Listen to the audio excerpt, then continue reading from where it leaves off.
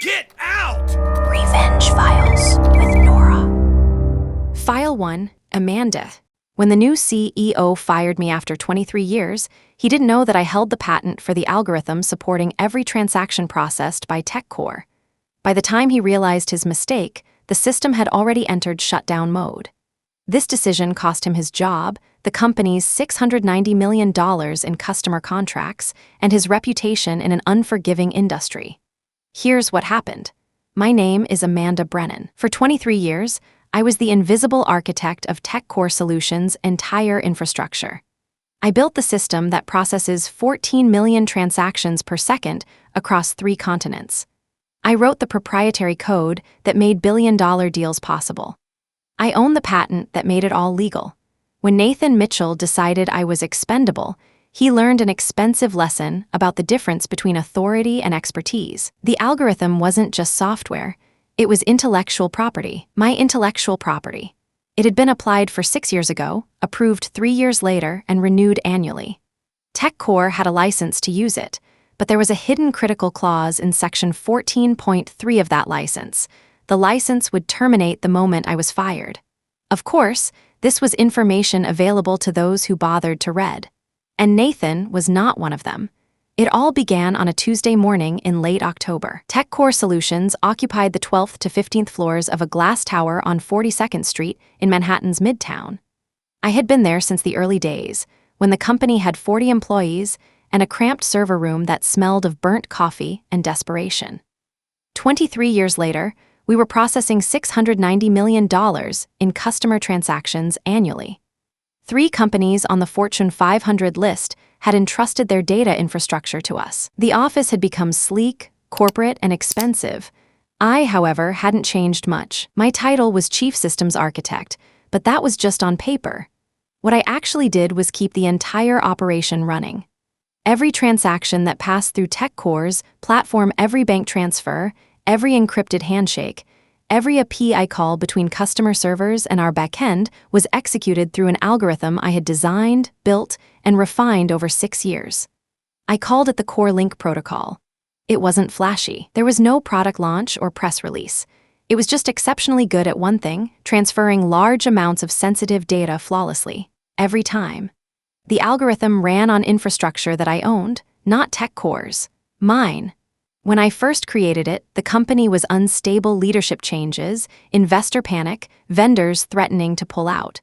I didn't trust them with something so critical, so I set up a dedicated server cluster, registered it under my LLC, and distributed CoreLink through that channel. Clean, secure, completely separate from TechCore's messy internal systems. Legally, I retained ownership. Technically, I retained full control. TechCore had a license to use it, specified in a contract I drafted myself and embedded in my original employment agreement. Section 14.3, second paragraph. The license terminates upon the employee's departure for any reason. No one questioned this. Why would they? The system had never failed, until Nathan Mitchell came along. Nathan joined TechCore as the new CEO 9 weeks ago. He had been brought in by the board to modernize operations and increase market agility. He was 38 years old, a Stanford MBA graduate, a former McKinsey consultant. He wore custom-tailored suits, expensive watches, and an air of confidence born of never being wrong, which no one dared to correct. He didn't understand systems. He understood spreadsheets. In his first week, he held a meeting in the main conference room with all employees in attendance. 200 people were crammed into folding chairs. Nathan stood at the front, slides scrolling behind him, buzzwords, vague promises, stock photos of various teams high-fiving each other. Call me old-fashioned, but this kind of show has never been my thing.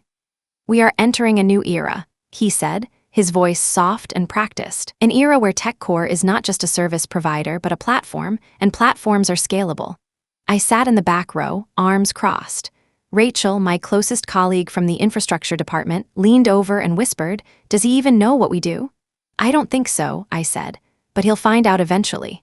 Nathan's first move was to reshuffle the leadership. Within 2 weeks, 3 senior engineers were let go. He called it right-sizing. They were replaced by younger, cheaper, and noisier people who used phrases like synergize workflows and optimize bandwidth without understanding what they meant. One of them was Marcus Chen. Marcus was 29, a Princeton graduate who had spent 2 years at a failed startup. Nathan hired him as vice president of engineering. He became my new boss. Marcus had never built a large-scale system before. He had never fixed a bug at 3 a.m. He had never written a line of production code, but he had earned Nathan's trust. That was enough to make him my boss. Our first meeting was on Thursday afternoon. Marcus sat across from me in the glass-walled conference room, his laptop open, his expression friendly but vacant. "Amanda, right?" he said, as if we hadn't been introduced twice before. "Yes." "Great, great. Nathan wants me to tackle our core infrastructure. I'm thinking of starting by documenting everything, workflows, dependencies, technical debt." He smiled. "A clean slate, you know." I nodded slowly. "The system is already documented." "True, but I'm talking about a full audit, from top to bottom. Let's make sure we're not sitting on old, unnecessary baggage. The system processes 14 million transactions per second with 99.9% uptime, I said. That's not unnecessary baggage, it's architecture. Marcus's smile faded. "I'm sure it's great, but Nathan's vision is agility, and that means being able to move fast. We can't do that if we're tied to the old infrastructure." Translation: the old infrastructure he wanted to move away from was me. I didn't argue, I just observed. I responded with a fake smile. I nodded and walked out. That night, I stood in my Park Slope apartment, 5th floor, no elevator, $3,200 a month, and looked at the patent documents I kept in the fireproof safe under my desk. U.S. Patent 108473992B2, Distributed Enterprise Data Management System with Autonomous Scaling Architecture. Filed 6 years ago, approved 3 years later. Registered in my name, Amanda Brennan, inventor. I founded CoreLink because I saw chaos coming. Leadership changes, board pressure, short-term thinking. I couldn't trust TechCore to protect what I had created, so I protected it myself. Would you have trusted them? And now, for the first time in 23 years, I'm glad I did. My father always said, if you create something valuable, make sure you own it, because the people who pay you will forget your name the moment you stop being useful. He was a patent attorney. For 40 years, he defended inventors cheated by the companies that made their fortunes. He had seen brilliant engineers lose everything because they didn't understand intellectual property law. I learned a lot from him. He died when I was 32. He had a heart attack at his desk. The last thing he said to me was, "Whatever you do, make sure your name is on it, legally, permanently." When I founded CoreLink 6 years ago, I kept that promise. I applied for a patent. I registered the LLC. I kept the infrastructure separate. Until now, all of this was for protection. Clearly, the time for action was approaching. I opened my laptop and pulled up the license agreement. Clause 14.3 stared back at me, clear and definitive. The license terminates upon the employee's departure for any reason. It was clear that Nathan was unaware of this clause and had made plans accordingly. Marcus also didn't know the algorithm wasn't theirs. The subject had never come up, no one knew. They assumed CoreLink was company property, created during company hours and maintained with company resources. They were wrong. And soon, they would realize just how wrong. 3 weeks later, tensions escalated. Nathan called a mandatory meeting for Monday morning at 8 a.m. I boarded the L train from Brooklyn, put on my black Sony headphones, and disappeared into my thoughts. 45 minutes of being crammed shoulder to shoulder with morning commuters. Coffee, bagels, and the muffled smell of too many people in too small a space. By the time I entered TechCore's conference room, my patience was already wearing thin. Nathan stood at the head of the table, Marcus beside him. Behind them, a slide titled Infrastructure Modernization Initiative was displayed. I recognized the diagram immediately. It was CoreLink's architecture, my architecture, taken out of context, redrawn in corporate pastel colors, labeled Legacy System Replacement. Nathan smiled. "We're moving to a cloud-based microservices framework. The full transition will be complete in the second quarter. Marcus will manage the transition." I looked at the screen. They intended to replace CoreLink. They intended to replace me. I got straight to the point. "Can this new framework handle 14 million transactions per second?" I asked. Nathan's smile didn't falter. "It will once we optimize it." "What about during the transition? What will happen to customer data?" "We'll run parallel systems," said Marcus. "A phased transition, minimal disruption." I leaned back. You can't run CoreLink in parallel with another system. It wasn't designed that way. Then we'll redesign it, Nathan said. His tone was firm and dismissive. The meeting continued. I said nothing more. No one could say I hadn't given the necessary warning. I was a bit tense that evening. Various scenarios were running through my head. I wanted to be sure I was prepared and hadn't missed anything. When I got back to my apartment, I took out the contract again. I read clause 14.35 times, memorizing every word. If they fired me, the license would expire. If they tried to change CoreLink without me, they would lose access to the infrastructure that made the change possible. They hadn't fired me yet, but I could see it coming, so I began preparations, and my prediction came true shortly thereafter. My dismissal took place on a Friday afternoon. Nathan's assistant sent a calendar invitation at 2:47 p.m., meeting Nathan's office for 4:30 p.m. There was no subject. There was no agenda. I knew what this meant. I arrived at 4:29 p.m. Nathan was sitting behind his desk, Marcus in the chair next to him. Neither stood when I entered. Amanda, Nathan said, "Thank you for coming. Please sit down." I remained standing. Nathan's smile vanished. So, I'll get straight to the point.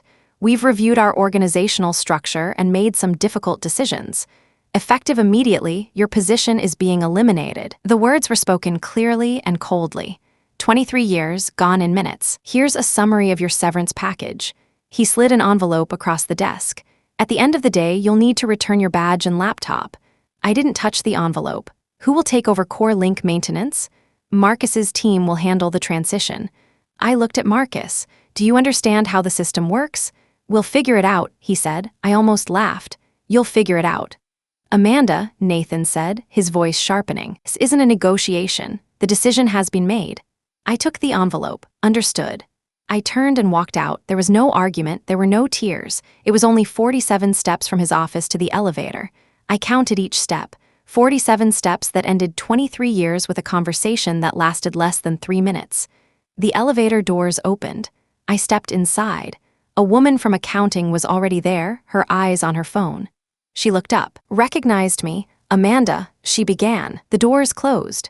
In the lobby, Jennifer, the secretary whom I had known for 8 years, was on the phone. She saw that I was holding only an envelope. The look on her face changed. Pity. Shame. She looked away. I walked past the security desk, by the shiny TechCore logo etched into the glass, through the turnstiles I had crossed thousands of times. Strangely, I noticed details I'd never paid attention to before, like the greenery at the entrance, which hadn't been watered in a long time. Don't you think it's strange how our attention sharpens at the most critical moments? The October air hit my face as I stepped outside. Cold, sharp, real, just like the moment I was living. For a moment, I stood on the sidewalk and watched the people passing by. Delivery trucks, taxis, suited professionals rushing to meetings. The city didn't care that I'd been fired. It kept moving. My hands were steady. My breathing was steady. I felt calm, too calm, the kind of calm that comes just before a storm. Having calculated the odds had prepared me for this, I suppose. That night, I waited a while before opening the severance package in my apartment. I poured myself a glass of wine and relaxed. Inside the package, 6 months' salary, the standard non-compete clause, a paragraph about confidential company information. Nothing about CoreLink, nothing about the patent, nothing about Section 14.3. They thought it was theirs. They thought firing me meant the system would remain intact. They were about to learn the difference between employment and ownership. My thoughts were clear. Now was not the time for sentimentality. Whoever benefited from crying over spilled milk, I had to use my time wisely. I opened my laptop and logged into the private server cluster hosting CoreLink hosted on the dedicated server cluster. The control panel loaded, clean, stable, operational. 14 million transactions had been processed that day, 0 errors. I was proud of the system I had created, and rightly so. Sometimes the greatest appreciation comes only from yourself. I went to the management controls. In the configuration panel, there was a setting I had coded years ago, almost forgotten and never activated: disable license status. There were 3 options. 1, active current setting. 2, suspended. 3, terminated. I hovered over the terminated option. With a single click, CoreLink would begin to shut down gradually. Not instantly, that would be too obvious. But within 72 hours, the system would slowly break down. Transactions would queue up but not process. API calls would time out. Data synchronizations would fail. TechCore would panic. Customers would notice. And by the time they understood what was happening, it would be too late to fix it. My finger hovered over the mouse. I didn't click. Not yet. I needed to be sure. I needed documentation. I needed proof that what I was about to do was legal, justified, and entirely their fault. So I spent the weekend preparing. After a good night's sleep on Saturday morning, I gathered all the documents related to CoreLink.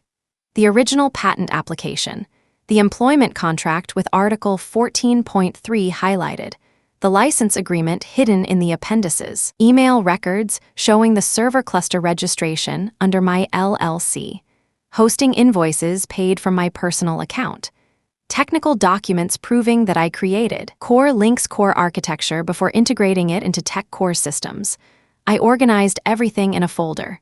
Honestly, all this took me more time than I expected. I then placed the physical copies in a fireproof safe. The digital copies were encrypted and backed up in 3 separate locations. At this point, it was crucial that I didn't overlook anything. By Saturday evening, I knew 3 things. If CoreLink failed, TechCore's customers would panic. Replacing it would take at least 9 months and cost millions of dollars. At least 2 competitors would pay high fees to license the same technology. The advantage was mine. Then I drafted an email. Recipient, legal@techcoresolutions.com. Subject, Notice of Termination of IP License, U.S. Patent 108473992B2. Text, Dear TechCore Legal Team, this email serves as formal notification that the license agreement specified in Clause 14.3 of my employment contract, signed 23 years ago, is terminated as of Friday, October 21st, following my resignation.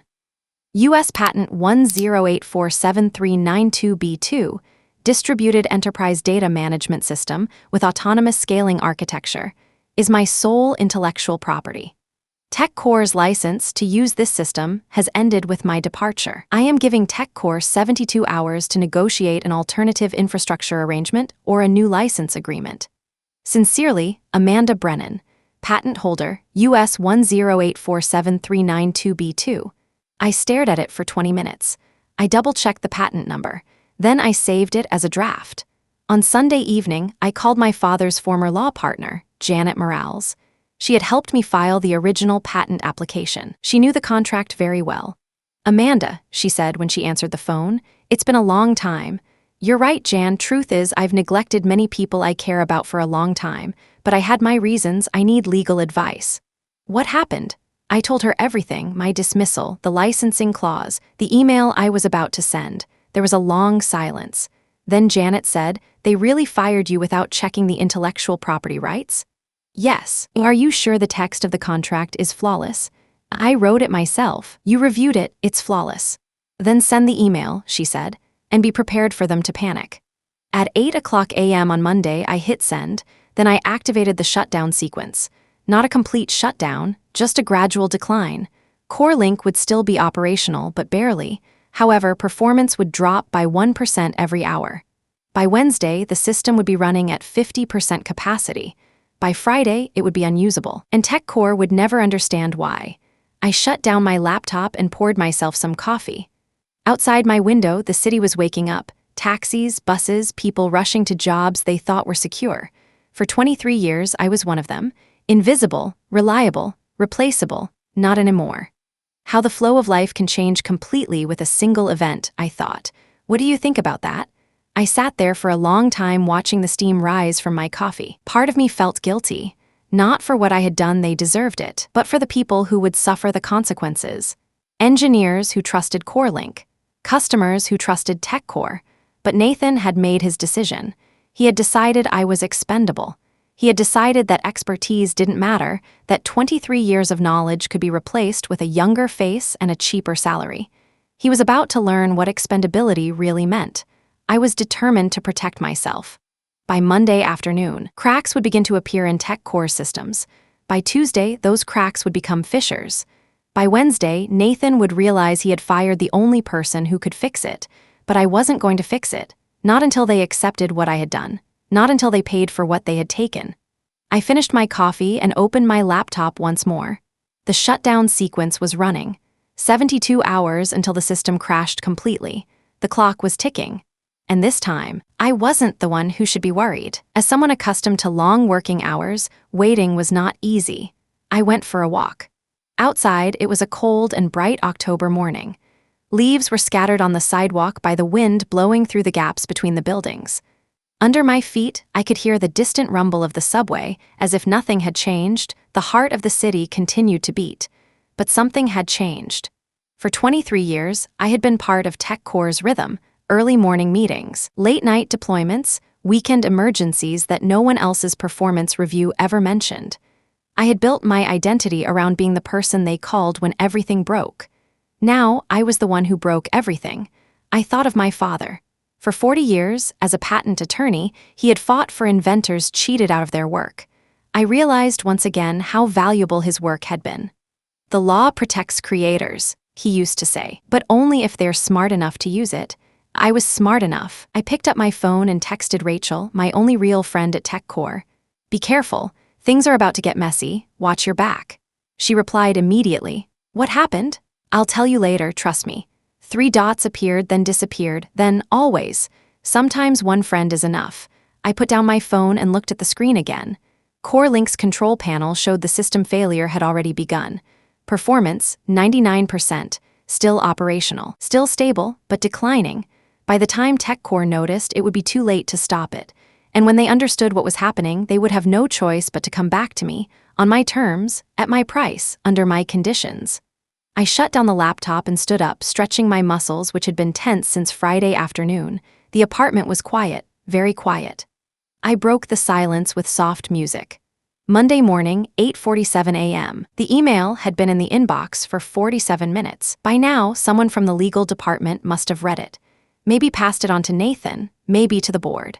I imagined the panic starting to spread quietly at first, then louder as they grasped the true meaning of Section 14.3. I had given them 72 hours, 3 days to understand that CoreLink wasn't theirs, never had been theirs, and was now slipping through their fingers. But they still didn't know the shutdown had already begun. And the movement started. The first call came at 10:15. Nathan's name appeared on my screen. I was determined not to answer. I rejected it. He called again. I rejected it. By 11 o'clock, he had called 6 times. At 11:23 a.m., he left a voicemail. I listened to it on speakerphone. "Amanda, it's Nathan.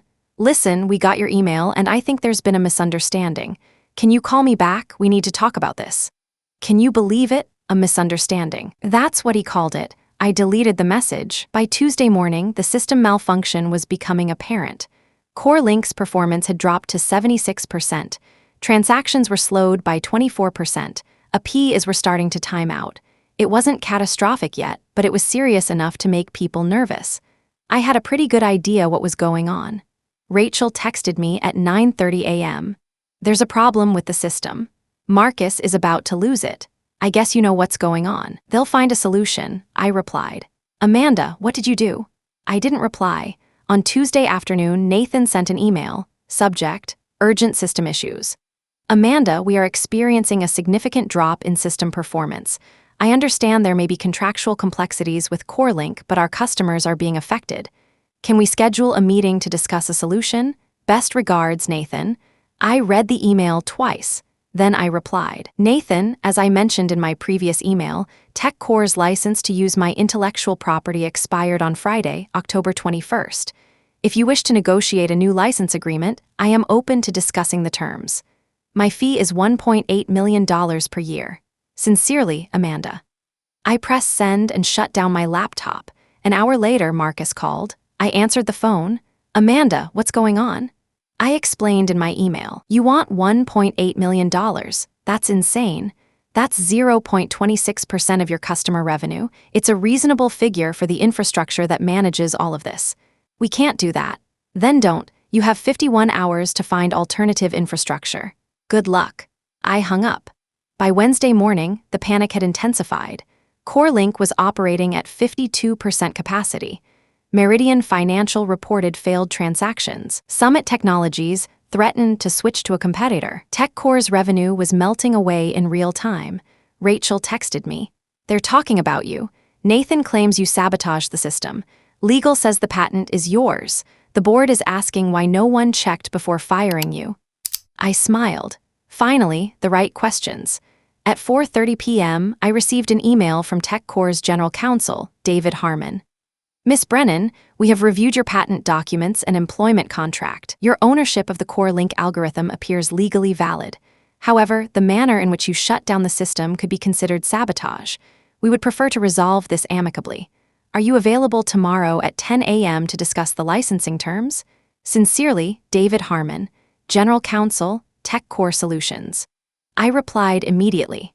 David, I'm not sabotaging anything. I'm simply no longer providing a service for which I am not being compensated. I can meet tomorrow at 10 a.m. My attorney will also be present. Sincerely, Amanda. Then I called Janet. They're ready to negotiate, I said. Fine, what do you want? $1.8 million annually, a guaranteed minimum for 3 years, plus a one-time consulting fee of $500,000 for system stabilization. Janet was silent for a moment. Then, isn't that very aggressive? I think it's fair. What if they refuse? Then when CoreLink goes offline Friday morning, they lose $690 million in customer contracts. Amanda, Janet said carefully, are you sure you want to go this far? For a moment, I hesitated. Not about the legality, I knew the contract was airtight, but about the cost, the people it would affect. Engineers who trusted CoreLink. Customers who trusted TechCore. Besides, I hadn't even considered the possibility that they might reject my offer. Then I remembered Friday afternoon. Nathan's office. Your position is being eliminated. 23 years wiped out in 3 minutes. Doubt vanished. I'm sure, I said. Thursday, 10 a.m. I entered TechCore's conference room for the first time since they fired me. Nathan sat at the head of the table, Marcus beside him, David Harmon, general counsel, across from them, and 3 board members on video faces I recognized from the quarterly presentations. Janet sat next to me, her bag open, the contract already printed. Nathan began. Amanda, thank you for coming. We want to find a solution that works for everyone. I summarized my terms, I said. It's in the email. $1.8 million a year, that's a significant figure. It's less than what you'll lose if CoreLink goes offline. One of the board members spoke up. Ms. Brennan, we're prepared to offer $800,000 a year. I didn't hesitate. No, this is a significant. My system handles $690 million in transactions. $800,000 is 0.11% of that. You're asking me to license a very small portion of the value of critical infrastructure. We can change CoreLink, Marcus said. I looked at him. How long would that take? He hesitated. 6 months, maybe 9. And how many customers would you lose in that time? Silence. David cleared his throat. How about $1.2 million a year and a minimum 2-year agreement? I looked at Janet. She nodded slightly. $1.5 million a year, at least a 3-year term, plus $500,000 in consulting fees. Nathan exhaled. We need board approval. You have until Friday morning, I said. After that, CoreLink will be completely closed, and I'll start evaluating offers from your competitors. That got their attention. Board Chair Catherine Reeves leaned forward. Are you negotiating with competitors? Apex Technologies contacted us on Tuesday. Meridian Financial called this morning. They want to acquire CoreLink's license directly. It was a bluff, sort of. Apex had sent me a message on LinkedIn asking if I would consider consulting with them, but they didn't need to know the details. Catherine's expression hardened. Give us an hour. Janet and I stepped out into the hallway. She smiled. Good job. Do you think they'll accept? You didn't leave them a choice. 45 minutes later, David called us back. Nathan looked tired. Catherine's video image showed no emotion. We accept your terms. Catherine said, $1.5 million a year, a minimum of 3 years, a $500,000 consulting fee, but we want the shutdown order reversed immediately. I nodded. I'll reactivate the system this afternoon. Full performance will be restored by tomorrow morning. And we want the documentation, Nathan added. CoreLink's complete technical documentation. You'll get the operational documentation. The source code will remain proprietary. He started to object. Catherine cut him off, saying, This is acceptable. David slid the contract across the table. Janet reviewed it, marked 2 changes, and slid it back. David revised it and reprinted it. I signed it. 3 days ago, they had fired me. Today, they were paying me more than I had earned as an employee. I stood up. I'll send the reactivation approval by 6:00 p.m. As I was leaving, I ran into Marcus in the hallway. He was looking at his watch to avoid eye contact. Nathan looked like he wanted to say something, but he just shook his head. I nodded back. Then I walked to the elevator, got in, and watched the doors of TechCore Solutions close for the last time as an employee. The thought was very comforting. When I stepped out into the lobby, the afternoon sun hit my face. I took out my phone and texted Rachel. "It's over. The system will be reactivated this afternoon. I'm fine." 3 dots then. "You're scary, I love you." I smiled and started walking toward the subway. The city was moving around me, people rushing, taxis honking, life going on. For the first time in 23 years, I wasn't rushing with them. I was walking at my own pace. 6 months later, I'm running my own consulting firm. CoreLink has now licensed to 4 companies. TechCore pays $1.5 million annually. The others pay similar rates. My annual income is triple what I earned as an employee. Nathan is no longer CEO. The board removed him 3 months after our negotiations. The official statement said it was a mutual agreement to pursue other opportunities. Those in the industry knew the truth. He had damaged the company's reputation, nearly lost a $690 million contract, and suffered a catastrophic failure due to lack of due diligence. His LinkedIn profile still says, "Seeking new opportunities." Marcus left 2 weeks after Nathan. No explanation was given, he left quietly. Last I heard, he was working at a Series A startup in Austin. Catherine Reeves became interim CEO. In her first month, she restructured leadership, brought back 2 senior engineers Nathan had fired, and implemented a new policy. All intellectual property rights must be verified before any layoff decision. She called it the Brennan Protocol. It's like a reminder to ensure this never happens again. What I learned from this experience can be summed up in one important lesson: protect your intellectual property in advance, not when you need it. Ownership is more important than salary. I could have installed CoreLink on the company's servers, transferred ownership to them, and collected my salary. Instead, I kept the ownership. That decision was worth $4.5 million within 3 years. Know your worth, then double it. I said no when they offered $800,000. Do you think that's greed? Would you have accepted $800,000? I chose to take the risk, but it wasn't an empty risk. Because I knew CoreLink's value and TechCore's weakness, I made $1.5 million. 3 weeks ago, a young engineer reached out to me. He had heard about TechCore through industry channels. "Can you review the intellectual property clause in my employment contract?" I reviewed it, for free, because that's what my dad would have done. "You saved me from a $2 million mistake," he replied.